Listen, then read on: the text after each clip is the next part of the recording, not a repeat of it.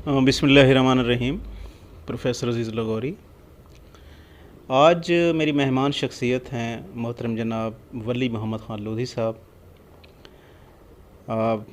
इन्होंने तालीम मुकम्मल करने के बाद मुख्तलिफ़ मल्टीनेशनल कंपनीज़ में काम किया माशाल्लाह, और सेल्स के शोबे में, क्योंकि सबसे जो मुश्किल काम होता है मार्केटिंग में वो चीज़ें बेचना होता है, और ये माशाल्लाह मार्केटिंग से रिलेटेड रहे हैं। और जिस कंपनी में भी इन्होंने काम किया वहाँ पे सारे टारगेट अचीव किए, तो इस बुनियाद पर इनको काफ़ी अवार्ड वगैरह भी मिले माशाल्लाह।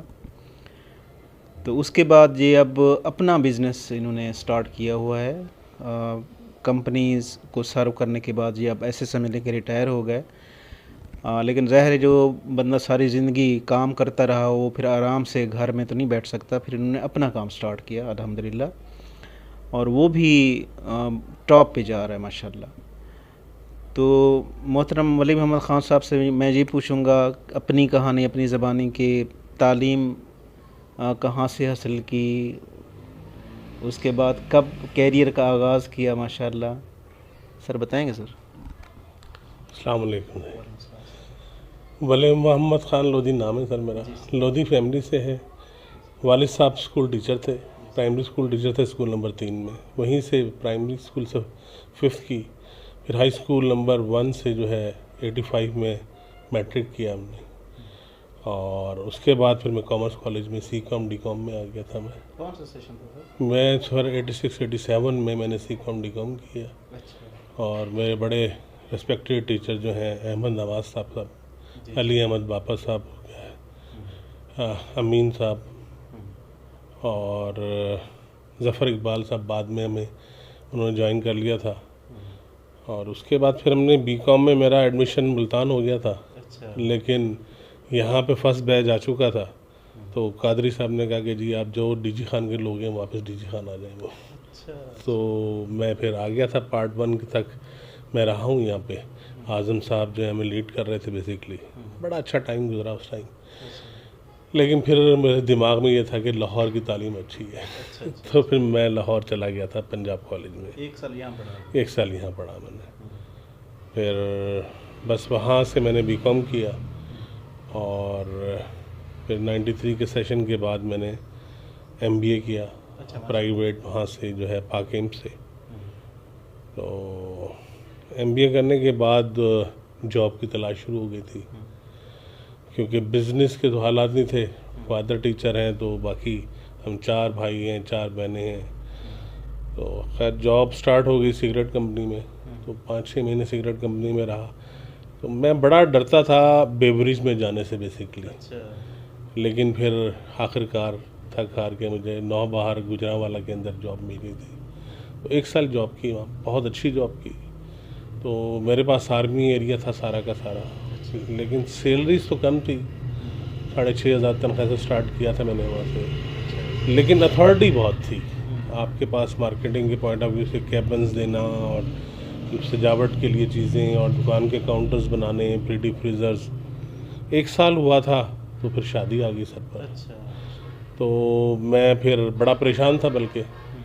तो एक कर्नल थे, कहने क्या हुआ वली परेशान हो? मैंने कहा यार शादी हो रही है, तनख्वाह इतनी सी है। कहने लगे यार तो अल्लाह मुस्कुल असबाब है, वो खुद बनाएगा। इसी असना में आप यकीन कीजिए कि मेरी शादी थी 22 दिसंबर को 2001 की बात है। तो उससे जस्ट पहले जो है ना मुझे कॉल आ गई कोका कोला से, मुल्तान से। अच्छा। तो बस फिर मैंने कोका कोला को ज्वाइन कर लिया। मतलब शादी के जब मैं अपनी हनीमून के लिए निकल रहा था तो उस कॉल आ गई कि जी आप ज्वाइन कर लें। और इत्तेफाक की बात यह है कि सीट भी मुझे DG खान की मिल गई। अच्छा। फिर 2002 से जो है मेरी जो है लाइफ कोका कोला के साथ रही है, और पूरे 20 साल मैंने कोका कोला में इसी रीजन में गुजारे हैं, क्योंकि ये हार्ड रीजन था, हार्ड कोर का बिज़नेस था। लेकिन अपने नंबर्स और चीज़ें अचीव करता हुआ चला गया अल्हम्दुलिल्लाह। और मैं MDO से प्रमोट होकर एरिया मैनेजर हो गया था, एरिया मैनेजर से मैं RSM हो गया था। तो इसी एरिया में मेरा टाइम गुजरा है। अल्लाह का बड़ा एहसान है, अल्लाह ने बड़ी इज़्ज़त दी है। अच्छा, एक बहुत अच्छी एक जॉब वाले की जो लाइफ होती है वो गुजारी है। उसमें मेरे जो सीनियर्स थे वो मतलब थ्रू आउट उनकी गाइडेंस रही है। मैं अगर दो लोगों का जिक्र बड़ा ज़रूरी करूँगा, एक अहमद दानियाल और दूसरे इमरान हाशिम साहब। उन लोगों की मोहब्बत भी और उन लोगों की वो अटैचमेंट अभी भी है। इमरान हाशिम साहब तो अभी अपना बिज़नेस कर रहे हैं, लोगों को अलग ही डिस्ट्रीब्यूशन है। अहमद दानियाल डायरेक्टर के बाद अब वो अभी उन्होंने गोल्डन शेक हैंड लिया है। और यहाँ पे जो डीजी खान में डिस्ट्रीब्यूटर है अंसारी बिरादरान, तो अब्दुल कयूम अंसारी मेरा मैट्रिक का क्लास फेलो भी था। तो उसकी लास्ट ईयर डेथ हुई है कैंसर में, लेकिन वो बहुत ही ग्रेट आदमी था।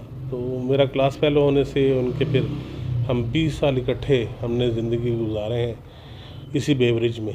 तो हार्डकोर का बिज़नेस था। तो उसके बाद गोल्डन शेक हैंड आ गया अप्रैल 21 में, तो वो मैंने अवेल कर लिया। तो अल्हम्दुलिल्लाह लाइफ तो बड़ी स्मूथ चली इसके अंदर। घर बन गया, पेरेंट्स सारी बहनों की शादियाँ हो गई, भाइयों की शादियाँ हो गई। तो अब एज के इस फैक्टर में आ गए थे कि यार क्या किया जाए। तो बड़ा सोचा, जो आजकल हालात हैं 21 के बाद, कोरोना के बाद, कि क्या करना चाहिए। तो मुझे तो बेवरेज ही आता था बेसिकली। वो भी एक बहुत बड़ा टफ डिसीजन था। अच्छा, अब फिर कंपनी की पॉलिसी को कि ऐसी आई कि हम ना अपने गोल्डन शेक हैंड वाले लोगों को हम बिज़नेस नहीं दे सकते, क्योंकि हमने बहुत सारे लोगों को गोल्डन शेक हैंड दिया तो हम इतने लोगों को कहाँ पे एडजस्ट कर सकेंगे। तो फिर मुझे डिसीजन लेना पड़ा। फिर मैं कंपटीशन के पास चला गया पेप्सी कोला में। तो जून 2021 से मैंने पेप्सी कोला की डिस्ट्रीब्यूशन कोलकाता में शुरू कर दी। और मेरा एक भाई जो है, एक भाई मुझसे छोटा जो है वो जोंग में RSM है। तो उससे छोटा जो है वो पढ़ नहीं सका था, वो अपना जिक ऑयल के अंदर काम करता था, उसको साथ ले लिया। फिर उससे छोटा भाई उसने MBA किया है संदर पंजाब से, तो वो पेंट के अंदर काम कर रहा था, मास्टर पेंट में और कोरोना पेंट में। गाड़ी उसके पास थी, उसकी अच्छा पैकेज था सैलरी का, गाड़ी के साथ होने से उसकी प्रमोशन भी थी, लेकिन मैंने उसको अपने साथ बुला लिया। तो अल्लाह ताला ने कहा है ना कि वो कि जी जॉब के और कामों के 10 हिस्से हैं और 9 हिस्से जो हैं बेसिकली आपके कारोबार में है। तो ये आने से पता चला बेसिकली कि कारोबार क्या चीज़ है। तो डिपेंड तो अल्लाह भाई करता है बंदा, एक मुसलमान तो कम अज़ कम उसी पे करता है। तो ज़िम्मेदारी एज ए मुसलमान जो है हमारी यही है। और यहाँ आके पता चला, उसमें चंद एक असूल मैं आपको थोड़े से बताना चाहूँगा। मेरा थोड़ा सा टच जो है इस्लामी है, तंजीम इस्लामी के साथ अटैचमेंट है। तो उसमें आखरत की तैयारी बड़ी ज़रूरी होती है। तो हम जो काम भी कर रहे होते हैं हमें उसमें आखरत का जवाब देना है। तो एक मैं हदीस पढ़ रहा था, मेरा ख़्याल है शायद मैं गलत भी हूँ, कि हज़रत अब्दुर्रहमान बिन औफ रज़ियल्लाहु ताला अन्हु बहुत बड़े ताजिर थे और साहबी रसूल थे। तो हज़रत उमर रज़ियल्लाहु ताला ने उनसे पूछा कि अपना अब्दुर्रहमान ये बताओ मुझे कि तुम्हारे बिज़नेस के असूल क्या हैं। तो वो बड़े खूबसूरत थे, मैं उसको फॉलो कर रहा था। उन्होंने कहा भाई मैं कैश पे काम करता हूँ, नकद काम करता हूँ और नकद सेल करता हूँ। तीसरा असूल ये है कि मैं थोड़े मुनाफे पे काम करता हूँ। और चौथा असूल है कि अगर कोई चीज़ मुझे वापस करना चाहता है मैं वापस ले लेता हूँ। मेरी ज़िंदगी के ये 4 असूल हैं जिसके ऊपर मेरा कारोबार चल रहा है। आप यकीन कीजिए गौरी साहब, मैं इन असूलों पे काम कर रहा हूँ और अल्लाह ने मुझे मतलब बड़ा अच्छा रिस्क दे रहा है। और क्या कहते हैं, उस भाई 20 साल की जो जॉब की है उससे ज़्यादा सेटिस्फेक्शन है कि मेरी फैमिली बढ़ रही है, मेरा भाई मेरे साथ अटैच हैं। फिर आपका बिज़नेस आपकी नस्लों का पता देता है। जॉब जो है, मेरे वो सीनियर इमरान हाशिम साहब कहते थे, वो भी बाद में ही जाके डिस्ट्रीब्यूटर बने, कि यार जॉब नशा है असल में दुनिया में ना।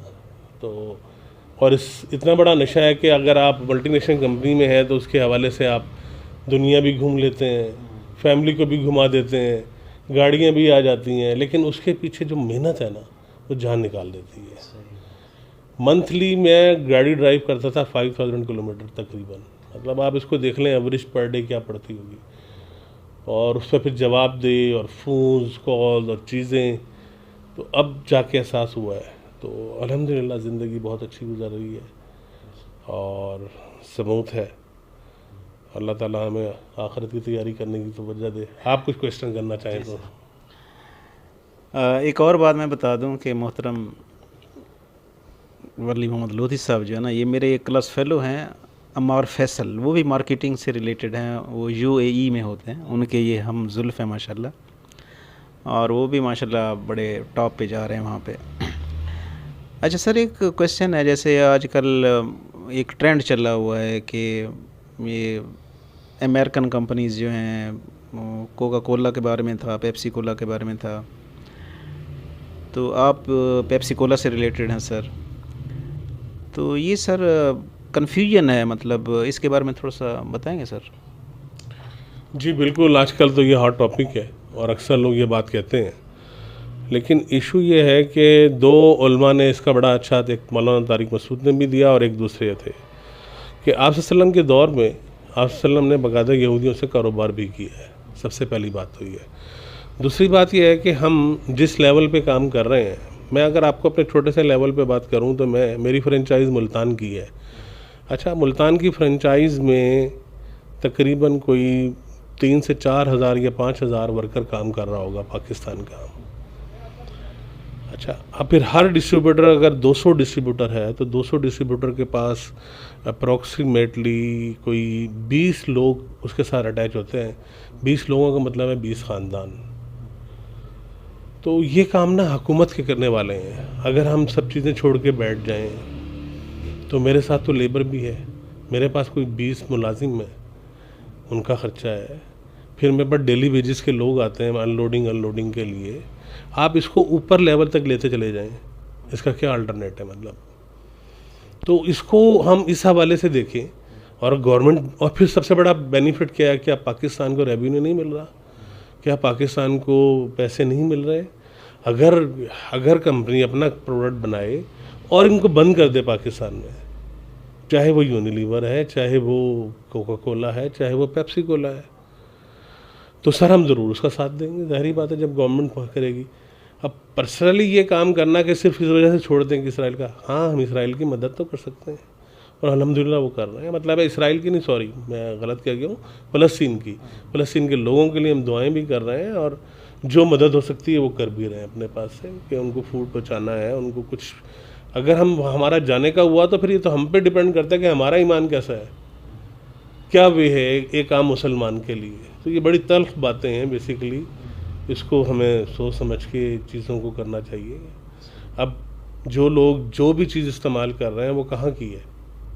अगर हम ग्रॉसरी में ले लें, हम लग्जरीज़ में ले लें, तो वो तमाम चीज़ें बाहर ही की आ रही हैं ना, या पाकिस्तान मेड है। पाकिस्तान मेड तो कुछ भी नहीं है। तो अब हमें क्या करना चाहिए? सबसे पहले उसको कम करना चाहिए ना, उसका कंपटीशन में लेकर आना चाहिए चीज़ों को।